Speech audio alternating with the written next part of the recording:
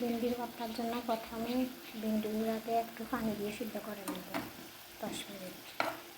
তারপর ছোটো ছোটো পিস করে পেঁয়াজ পোড়ামরিচ দিয়ে সরিষার তেল দিয়ে কষলিয়ে গরম ভাত দিয়ে খাবো।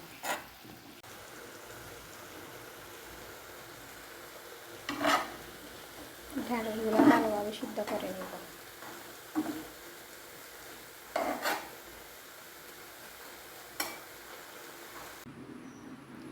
ঢেঁড়স ভর্তা করব। ঢেঁড়সগুলোকে ধুয়ে সিদ্ধ করে নিলাম। এই যে পোড়া মরিচ করেছি, পেঁয়াজ, ধনে পাতা, সরিষার তেল। এখন ছোটো ছোটো করে পিস করে নেব। পোড়া মরিচ